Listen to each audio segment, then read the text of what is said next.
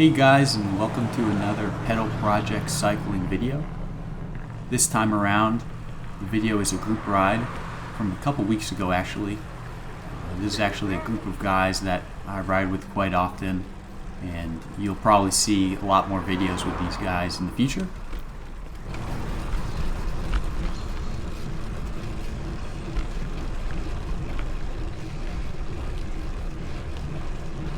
We try to usually do these once or twice a week, weather dependent, but in this case it was a great day, and we had a great turnout too. I think we had around 6 to 8 people here, and so a little bit more action than the first video, just because the first video was a solo ride I did, and so in this case I'm kind of exciting to edit this video because there was a lot more going on, a lot more people to track, so it was kind of cool to see all the different video options and ways to kind of stitch the different clips together. But you can kind of see here we started the ride off, and we're actually working our way back to the reservoir, which you saw a lot of in the first video. We're crossing over here, pace lining across, just taking it easy. And I will say for this group, one of the things we do is, on the flats we usually take it pretty easy, but going up the hills is kind of every man for himself, so you'll kind of see a little bit of that. We have, like I've mentioned, a lot of really steep climbs in our area, so it's a lot of bursts of power here and there, followed by nice little breaks. So you can kind of see here, we're working our way past the reservoir and back up a hill, looping around, kind of right around the center of our town.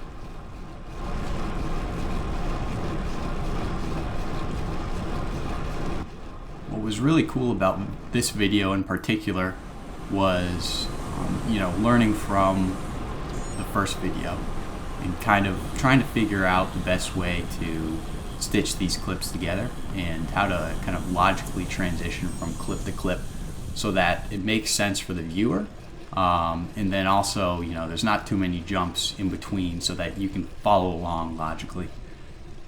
In this case, I've kind of attempted to base the transitions off of either action happening in the videos or kind of audio matching. So I found from the first video that having clips next to each other that have similar audio levels are kind of blending the two clips together via their audio adjustments is the best way to do it.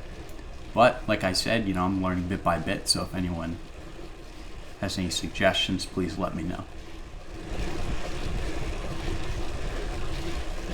And today for this ride, I was actually feeling pretty good, pretty strong. I think I had rested 1 or 2 days before, so what you'll kind of see is I tried to stay in the front group for most of the ride. Once again, we kind of made our way up most of the hills around the reservoir, and we're kind of going down a more flat, but somewhat probably like a -2 to 3% grade here. Nice long stretch of road before we are kind of twisting our way through the neighborhoods here.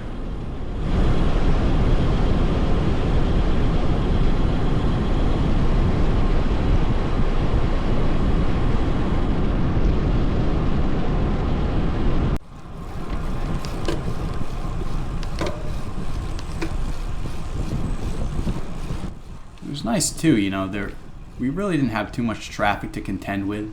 We'll see in a few other clips, on more of the main roads there were some cars, but going through all these residential roads where you usually expect people to be pulling in and out of their driveways, there really wasn't much.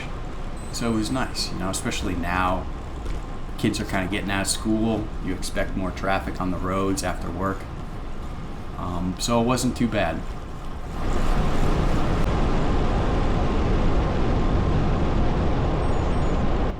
We're kind of making our way down kind of a back road, not too far from the center of town, and we'll work our way up. Off on the right here, actually, we'll probably see in another video, is a pretty steep climb, and it's not too long. I would say maybe a half mile to 3/4 of a mile, but just really steep, and when combined with a few other climbs, can really create for a pretty difficult ride. Now we're just kind of like I said, bombing down to one of the main roads to make our way back. And I believe on this day we did about 28 to 30 miles.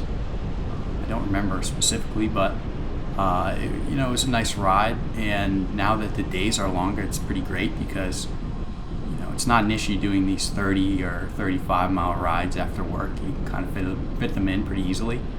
And especially now when it's summer, it's the best time to take advantage of it.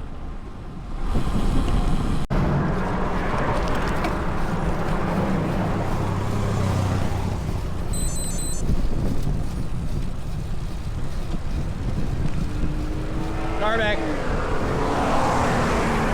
Jeez. Well maintained. That's exactly the same. Good. Fresh wheel legs. That was like when Mark pointed out like two pebbles on the ground. Yeah.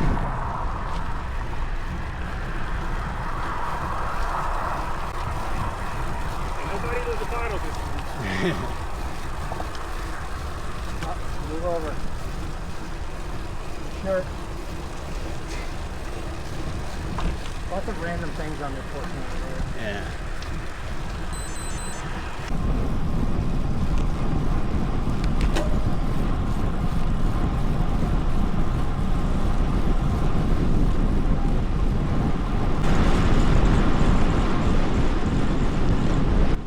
I don't want to get too much into it. I don't want to spoil it. But, recently, or as I'm recording the audio for this video, as of last weekend, we just came back from a pretty big century ride that we did up in New Hampshire. So that'll be the next video, something to look forward to.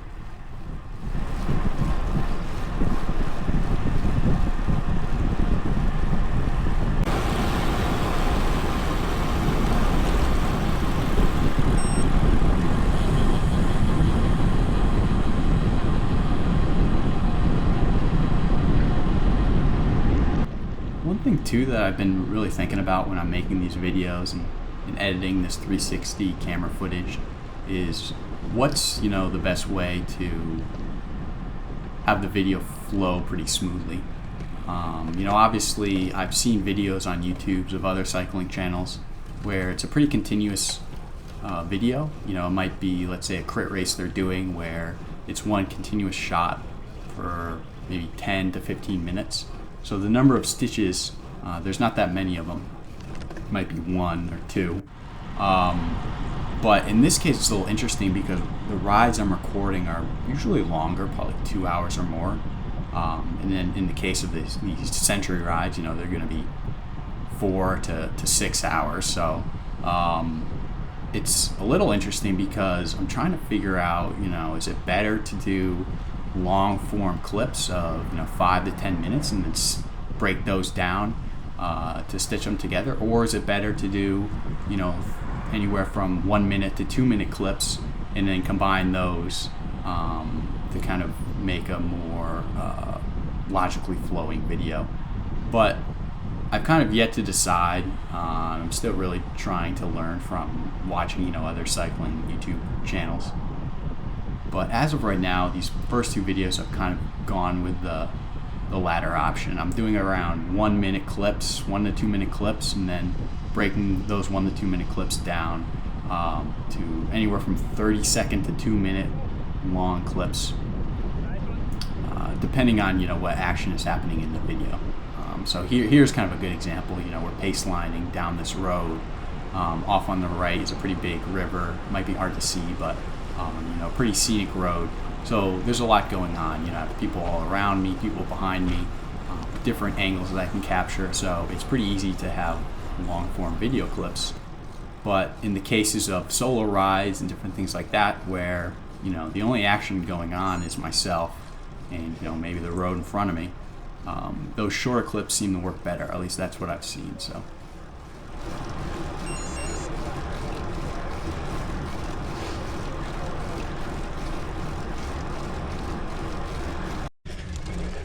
Here's a really steep climb, actually. So, like I mentioned, we're coming up on that previous road from the river. So now we're going up pretty steep hill along the river valley, right back more towards the center of our town.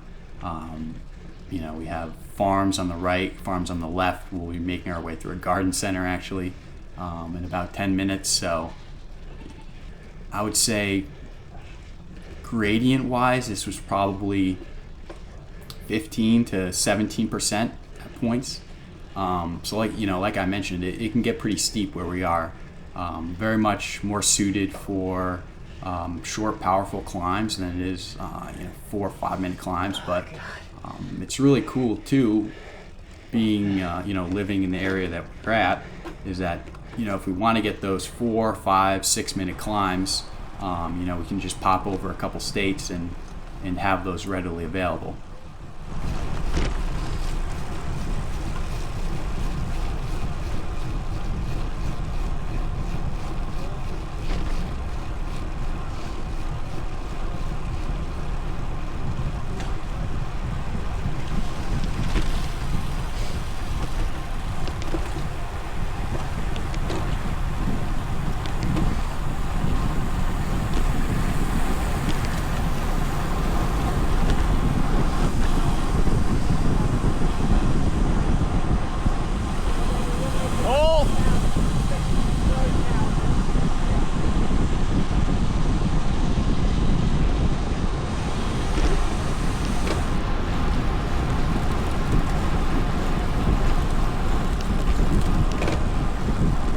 Oh wow, this is bad.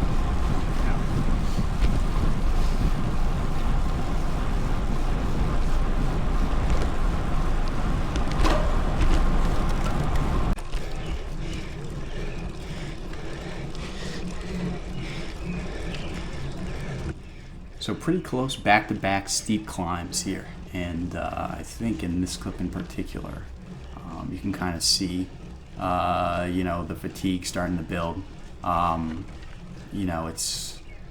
It's these rides aren't easy by any means, and I think they're really good for getting us into shape. To the point where, for us, I would say with the number of years we've been riding and kind of the amount that we ride, century ride or things like that really aren't, lengthwise a big deal. What you'll kind of see is a lot of times what we'll target is more elevation gain. So, it's tough to do flat, longer rides here. Usually you can't really leave your door without doing 2,000 to 4,000 feet of climbing over the course of, a 20 or 40 mile ride. So, things like that, I would say really prepare you well for that high output effort, maybe for around 3 to 10 minutes. And that's what a lot of the guys we ride with are particularly good at, I would say. Especially, for me, like I mentioned, I started riding seriously in 2020. So, riding in a group and riding pretty regularly in a group that is, not only strong but has a lot of experience was great for my learning curve, because, it really taught me not only how to ride in a group and group riding etiquette, but, how to be comfortable with being close, following wheels, drafting, and just being comfortable on the bike. That I think is something, especially if you're riding on your own, it's pretty tough to learn. And like I mentioned, I started doing crit races this summer, and that's where I noticed it the most. You'll have, especially in these lower categories, people that are really strong, but they're not used to being close or riding close to someone else. They're not used to drafting a certain distance away from people. So those are the kind of people that you have to watch out for, and can be dangerous at times just because they're unpredictable. You don't know if they're gonna freak out when they're riding next to you just because you're close, or let's say they get too close and you bump them a little with your shoulder, if they're gonna freak out and crash. And that's kind of what's been a little bit nerve-wracking, I would say. However, group rides like this I think are really great for getting better at those types of skills, and have really helped me to grow as a cyclist. There's a nice flowy downhill section that we're doing. We're kind of, I would say, a little bit more than halfway through our ride at this point, starting to make our way back. We're, say, probably like 15 miles away from where we started, so doing a pretty big loop. And here we're about to start a really nice flowy, it's kind of a good combination of downhill followed by steep hill section. In this case, I think we originally started off as a single pace line, then a group broke off in the front. It's always fun to kind of try and chase them down, and that's what you'll see us trying to do. Just having fun, trying to keep it interesting. Especially when you're riding months and months indoors during the winter, and you have the ability to ride outside in the summer. That's when you really like pushing yourself. You like, seeing how your fitness is, really checking in on your abilities.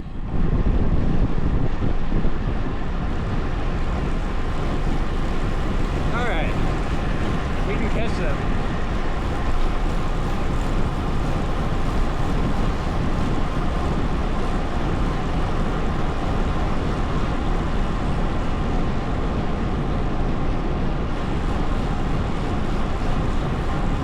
Another thing too I've really been debating about when it comes to making these videos is how to handle the audio, specifically voiceover audio. So for this video and the last video, I've been recording the bike rides and then doing voiceover audio afterwards. And I like that because it really lets me kind of analyze the ride and have comments that I can take and input into the video without having to worry about it when I'm actually riding. Because when I'm riding, I just like to focus on riding and enjoy the actual ride. But from what I've seen a lot of cases where people making these videos are talking directly to the camera. To me, that's a little awkward. When I'm recording these videos, I kind of like to stay relatively low key and not really make a big deal of the fact that I'm recording the video, just because not only myself, but I'm sure others might make others a little self-conscious. So I've kind of just been doing this style, but I'm debating starting to do more dialogue with the camera when the time is right, without looking like a crazy person talking to myself.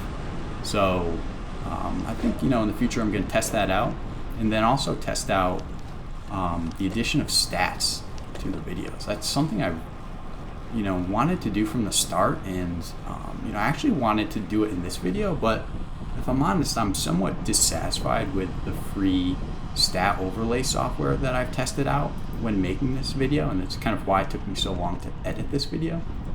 There's definitely paid software that I've seen that works really well, but since I'm just starting, I'm not particularly interested in paying for it. So I'm hoping to look more into it, and then hopefully in the future I can actually get some stat overlays so you guys can see speed and cadence, power, to kind of have more to watch and grab your attention as you're watching these videos.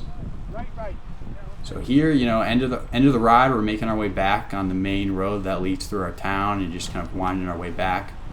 It's pretty flat. We usually like the pace line here, and of course with the pace line and me being exhausted at the end of the ride, I get dropped.